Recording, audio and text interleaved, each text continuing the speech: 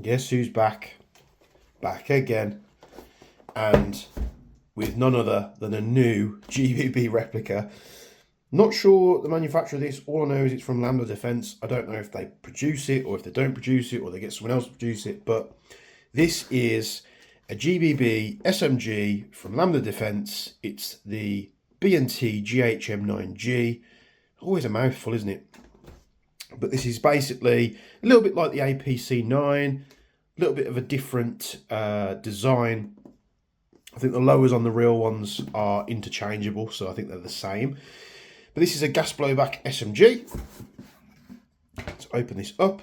Now, trying to search for information on this on YouTube, trying to look at videos and such, there's hardly anything. Probably just because it's quite a recent release. Here's the box, dead simple, bit of foam inside. Not the average VFC box, so it might be produced by someone else, but we will see. Inside the box, you have the GHM9-G. We need to put the cocking handle in there. It can be put on either side, so we'll have to do that before we try it out. And you also get a magazine. Now, this looks very much like a Glock magazine. However, there is a cutout on the side. You'll see here. So I'm not too sure whether that's going to be able to... The whole thing around this gun, they said it could use all types of magazine, whether it was WE, TM, VFC, TTI, but that to me speaks otherwise. It's very much like a VFC with the gas inlet valve at the back, at the top. The router is flat, much like the TTI pistol. So we'll have to have a look at that. I don't know whether it's one of those guns where they say, right, here's the gun. You can use all those mags, but you need this part to do so. If we take a look at I think this is an AAP magazine. You'll see there is some relief on the one side, but not quite as aggressive as this. So we'll have to see if that's an issue. We get this little plastic pack with some documentation in. Let's see what we've got in here. So we've got a printout. I mean, in terms of manuals, I mean, they could just hit print in their office and make these. That's not a problem at all. But we've got a picture of the gun there. Doesn't really do much. What is useful, which not a lot of companies do, is very crisp and clear part numbers. It's got an exploded diagram there. We've got it for the lower, the upper, the barrel, and the bolt.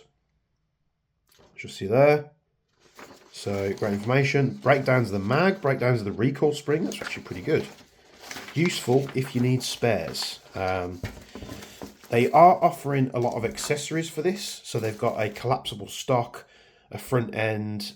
This is completely made of polymer. I should probably get that across to you straight away. Tell you what, let me get this. Let's get the bits that we need. Put that in reverse there. Let's get everything else put in the box because we don't care about that, do we? Drop the cocking handle on the floor. Let's pick it back up again. So, Lambda Defence, not a massive line of products compared to other brands. They do, I think, Mark 48 bits and pieces. I'm not entirely sure. But this gun is completely made from polymer. There are some metal components here and there. I don't think there's going to be a lot of steel components, but you guys seem to think that this is essential. So we've got steel pins, steel screws, bolt is metal but not steel, pin steel, mag release, again, some kind of Chinesium. I think even the barrel might be plastic.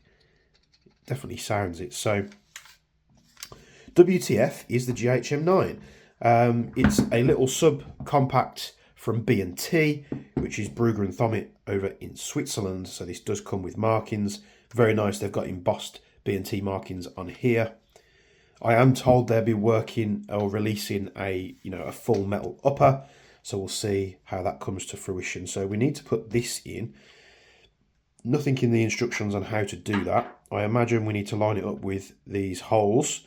So to do that, we're going to have to drop the back of the gun apart. one pin. We can take this piece out. We've got our recoil spring there with some very, very weak springs. And so what you can do with this, you slide it in like this. We can pull it to the rear, pop it in, so we push it into the receiver, and then that is going to be what encapsulates it, so, or it's going to get stuck. Might be because I've dropped the lower here. Let's pop this other pin out.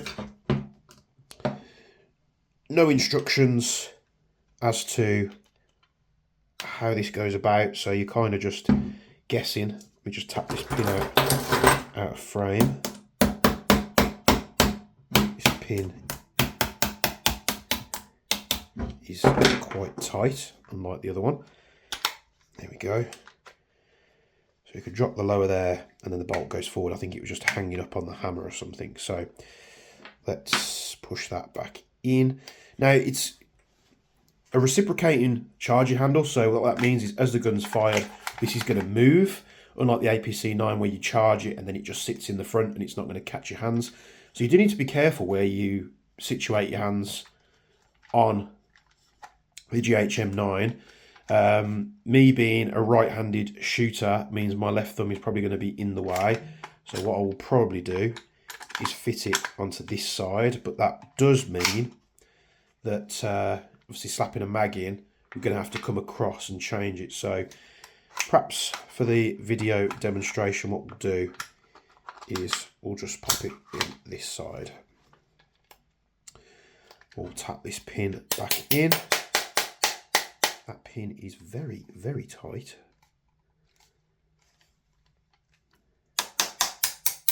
Not a bad thing. You don't want the gun to be loose. We'll pop these springs back in. These springs are really flimsy, like really, really soft. Pop this in. We'll shove that pin back in. Not sure if I was meant to take that out all the way. I probably wasn't, but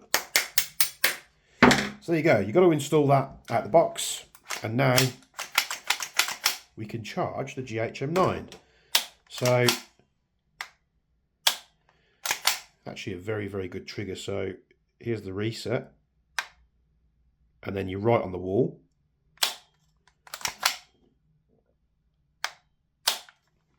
Not bad at all. Let's get some gas in the magazine. The gas that I'm using is propane. Got a bit of gas in the magazine there. So as you'd expect, you insert the magazine here like so. It's a Glock style magazine. You can charge the handle to the rear now. Your bolt release is going to be much like the APC9. You've got lever each side. This gun is pretty much completely ambidextrous. You've got a mag release on the right hand side. You've got a mag release on the left hand side. You've got ambidextrous fire selector, safe, semi and auto. Polymer grip does look like a bit of a GBB grip, so you may be able to change this out for something else if you want to. The handguard on mine is a little bit loose with some sideways travel. I imagine they're going to want people to invest in the metal parts when they become available. I would like the stock and the SD front end that they're doing, so as soon as they're available, I'll be picking it. Actually, it's pretty sorted that out pretty well. So it's charged to rear, drop the bolt. Let's see what the blowback is like. I imagine it to be very light because there's, you know, light springs and a light bolt. So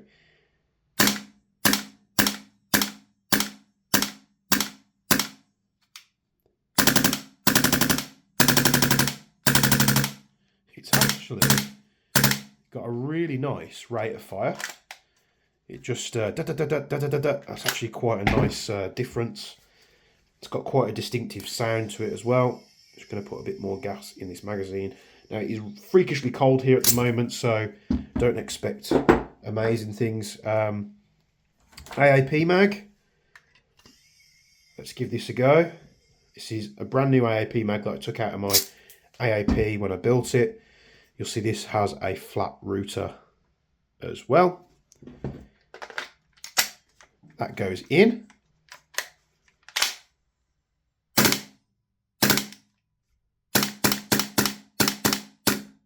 Seems to work fine as well. So AAP mag works. I'll have to try the TTI ones. I imagine they're going to work just fine. This mag is a little bit funny looking. You're probably going to be running this with some 50 rounders. Now the hop unit is situated just here, and you can see a adjuster wheel on the top there, and it's very easy to turn, but it does have some stickiness to it as to where it's not going to adjust itself.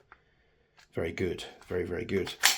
So yeah, there's a GHM9. What do you think of that? It's pretty cool. It's got Cal 9x19, which is very good. It doesn't say 6mm on there, which a lot of companies do really mess up with that. So I'm just going to wait for this magazine to return back to room temperature, and then we're going to chrono it. I will put some BBs in here. We'll put some 0.3s in. I don't use anything less than a 0.3. I need to see how much this magazine holds as well. Let's stack it in. 2, 4, 6, 8, 10, 12, 14, 16, 18, 20, 22, 24, 26, 28, 30, 1, and 32. So it's a 32 round magazine. That's not bad at all, is it? Just a little bit longer than your average G17 style magazine. Pretty damn good. So we're going to wait for that to warm up. I'll tell you what I'll do. I'll put it in my pocket just so we can get a bit of heat in it, because it is freakishly cold. So we have a thread on the end here. I imagine this is going to be 14 counterclockwise. It would make sense, wouldn't it? Looks like it is, but that one is very, very tight. Do we have anything else we can try? Suppressors, flash hiders. Need to put something on there, don't we? Let's give it a go. What we got? I've got a suppressor there. It's not going to fit. Flash hiders, flash hiders, flash hiders. Of all the flash hiders I've normally got, and now I can't find one. If there's one sitting right on the bench, yeah, there is, that I can't see. So it's a 14mm counterclockwise thread. With it being plastic, does take a bit of turning to get it on there, but that's good because it means that it's not going to rattle itself loose like that HPA vid we did on the M249, where it was actually knocking the flash hider loose. So yeah, all your accessories will go on there. I know you obviously probably wouldn't put a flash hider on there that looks like this. However, I just have it to hand. Have we got anything else we can try just to make sure? I imagine that will soften up the more stuff we put on it. Yeah, that one goes on a lot easier. So your barrel accessories will go straight on. Now you've got tons of rail real estate on here. Stuff for a bottom grip if you want to pick one of them. Loads of space for a red dot or any type of optic. You've got 2 M-lock slots, one on each side of the handguard. And then you've got a rail section included in the box. It's all moulded in. So if you wanted to put like a side folder on, you could. That's not the route that I'm going to go. I'm going to get the proper B&T style collapsing sliding stock for it as soon as it becomes available. I'll just have to be patient and wait for those things. So I did contact Lambda Defence on Facebook, I think it was. Basically just asking them, saying, I've ordered a gun, I want the accessories, where can I get them from? They said they'd shipped all their stock of accessories out to dealers, and the restock is going to take some time. But they didn't. I did ask them which retailers and dealers had them, and they didn't reply. So I think they just give up caring. But let's drop the hammer on that, and let's take it apart and see what's going on. Just do a quick field strip. So one pin out, it does retain it. I just pulled it too far. This is the pin that's the bugger. Give that a smack. If you do hear fireworks in the background, I apologise. The neighbours are going ham with the fireworks tonight. So you've got a rubber buffer. So you see them springs have fell off. They're very, very flimsy. So you've got 2 metal pins and just a rubber buffer. And the metal pins have like a little C-clip on there, which holds them in place. Very simplistic design, and it's probably why this thing was so drastically cheap. So, as with a lot of guns, I bought this, again, went onto WGC shop. I always go on their website and click new new arrivals or whatever. I clicked it, this was at the top, and it said low stock quantity, and I was like, right, if I'm going to order one, I need to order one now. And as soon as I ordered and the order went through, refreshed the page, and they were pretty much out of stock straight away. So I'm going to tap this front pin out here.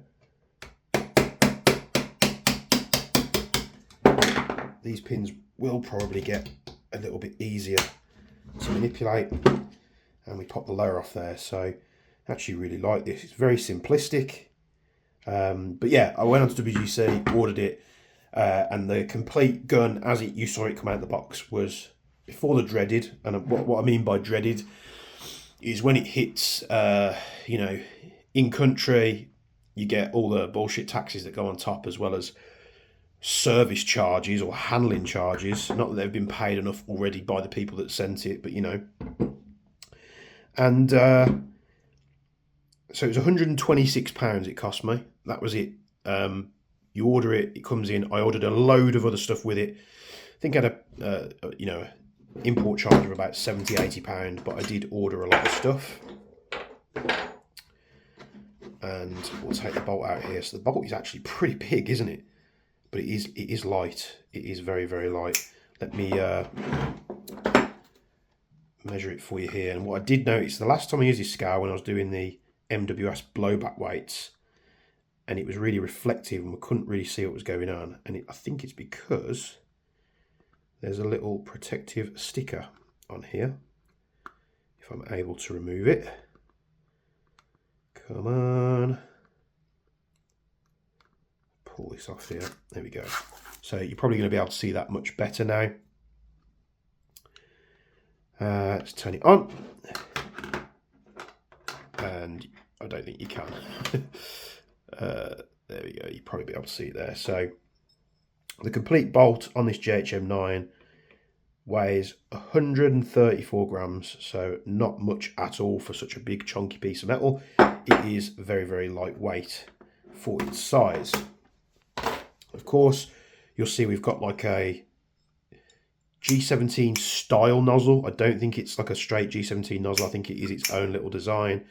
And we've got a flat section where the nozzle meets the gas routers on the magazines. So those magazines that use like curved style routers, if there's any, you might get a bit of gas leaking if you're using those type of magazines. But they have said you can use all these different manufacturers' magazines. So that is great. If that is true, that is perfect, because every airsofter at some point has had a G17 replica, you know, depending on who you've had it from, whether it's TM, whether it's WE, whether it's VFC. It would be nice, and I will test it if the TTI mags work, because I did order a load of TTI mags. So I've got a load of them downstairs, so that would be great, because I can just run it and then maybe I'll get some 50 rounders. If it is compatible with WE and such magazines, that means there's a load of drum mags on the market that will probably work.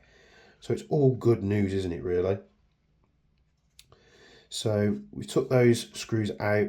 I'm going to take out these 4 screws on either side, see if we can take a look at the hop. So looking at it, it doesn't strike me as being VFC. Maybe VFC OEM'd it, I don't know, but there's nothing really jumping out at me at the moment that says VFC. I mean, it would make sense for them because they are making B&T replicas at the moment. So we've got 3 small screws and then a big screw towards the rear of the gun at the bottom. We'll see if it's the same on the opposite side. I think it is. So we've got 1 long screw. Apologies if this is a long video. I'm trying to cover as many questions as I think I'm going to get as possible, and try and get this out as quick as possible as well. I do have 6 or 7 videos recorded which are just waiting to be uploaded. So once we remove that, we can actually, it enables us to pull the hop and barrel set out, and then I'm not sure that wants to like lever down, but we've obviously got the casing of the gun in the way. Excuse me if I'm sniffling and making noise here. I'm under the weather at the moment. I have been for a couple of weeks. So barrel set, that block is metal, the barrel is plastic. I think they are doing metal barrel sets and such. So that is literally a piece of metal. There's not really much reason for me to take that out. Now the hop is unique in, you've got one screw that holds it together, and then the hop wheel is actually stuck on with like a little C-clip. Let's see here. So I think we were actually like half hop on when I fired it. So we turn that. You might not be able to see it there, but the hop is coming down into the barrel. Now, if we got this far and I didn't take this hop unit apart, what would be, I think you guys would be pretty angry at me. So let's get something to pop this little C-clip off and try not to yeet it across the workshop. There we go, C-clip off. We can pull that wheel off. I think the wheel also holds the hop unit together. Got a little O-ring underneath that. Got a little arm, and it uses an AEG style little nub in there. Here we go, we can take that out. Then we've got a Allen screw, countersunk one, which is a 2mm. And that isn't going to work. We need a better 2mm. There we go. There we go. So one screw. And that just fell apart in my hands. So very, very simplistic design. Hot rubber does kind of look like a VFC one, but you know, it might not be, so don't quote me on that. Bit of grease here and there on the hot rubber, so it probably could do with being washed. So that is how you pull the hop and barrel apart. I'm going to measure this barrel just because, again, I'm probably going to get that question. And we are roughly, again, I'm using a tape measure here, but we're roughly 96 millish. So a Glock length barrel is probably going to fit just fine. We'll quickly get this together here because I want to chrono it and see what it's running. Put that in. We need to put this little arm in as well. Situate that from there. Very easy to take apart. You know, this could be one of those little golden nuggets like the AAP. That's just because it's so easy to work on that, you know, will end up being quite popular.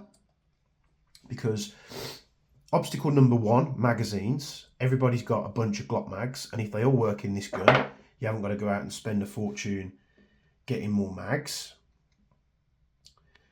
It's easy to work on. It's simplistic in its design. You know, they could be onto a winner here. So are they going to get right? I mean, it is made to a cost. You can tell that in the materials. They're not, you know, you're not getting CNC machined parts and great alloys, but it also cost me less. This SMG cost me less than a TM Glock 17. I'm able to put this on without stabbing myself. There we go. So when you think about it, this SMG was cheaper than a lot of pistols out there on the market. Yes, I did get it overseas. If you're getting it in the UK, I know a lot of places like Airsoft World and such, I think are going to be stocking them. I think they retail for about $199. Again, at that price, I don't think it's a bad price at all, especially for something that's licensed. So I'm going to put these screws in. I imagine that holds the hop in to the outer barrel. Back together. We put our bolt back in. We can put our charging handle in and push the bolt to the front. Our lower.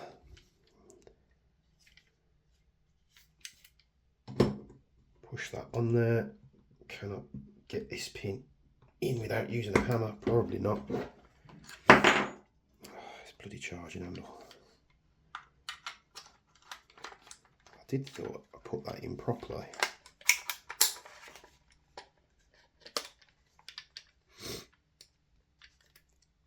Oh, these pins are tight.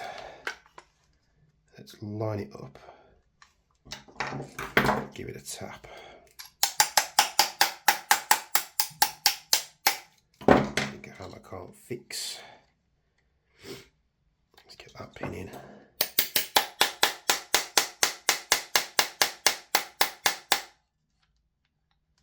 It is lined up. Doesn't want to locate.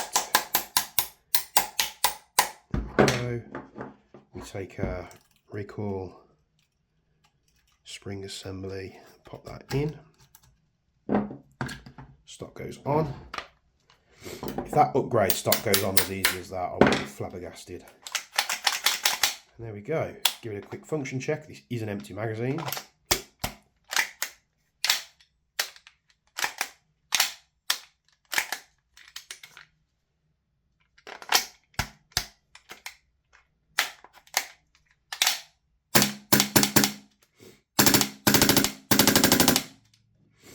Works just fine. We have our loaded magazine, which is back up to temperature. We've got our chrono set to 0.3 gram BBs. The hop is set to off. I can't imagine this is going to be high powered just out of a short barrel. Imagine G17 style. G17 range of power. It's cocked, it's ready to go. Let's give it a quick chrono.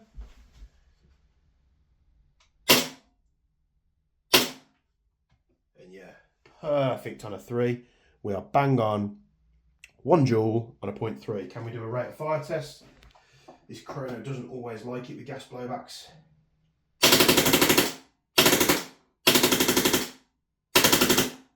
Now, although it's not going to show it there, it did read out 12 briefly, and then I carried on firing. There was a bit of gas spitting at the end, but I don't really blame it all that much because it is freakishly cold at the moment. It does get stuck a little bit at the rear, so probably going to have to work the gun, free it up a little bit. That could be hindering its performance. Fitting some bigger springs in that recoil spring housing, assembly, sorry, not housing, recoil spring assembly, will increase the rate of fire. But yeah, very cool piece. Very cool piece indeed. Doesn't do it when the mag's not in. So it could be catching on the nozzle. It's too far back to interfere with it. Unless I've just freed it up. That could also be a possibility. So I've probably waffled on for far too long anyway. This is the Lambda Defence GHM9-G from B&T, obviously. It's licensed, it's got the markings on there, it's cheap. It's pretty cool looking. I mean, I probably wouldn't use it in this setup. You could, what would be cool is just putting a sling loop on there and just carrying it as like a bit of a sub-secondary. But I'd be wanting to run this perhaps in a bit of CQB with the folding stock, red dot sight on there. I think we could be onto a winner. So I'm going to wrap it up there because this video's probably gone on far too long. Thank you very much for tuning into this video. If you want to see more on the Lambda Defence GHM9-G, let me know down in the comments below. As always, a like and a subscribe is really appreciated. It goes a long way with pushing my videos out to YouTube and recommending them to other people. So if you can do that, that's massive, massive thanks from me. But as always, from me and Bench, we'll see you in the next video.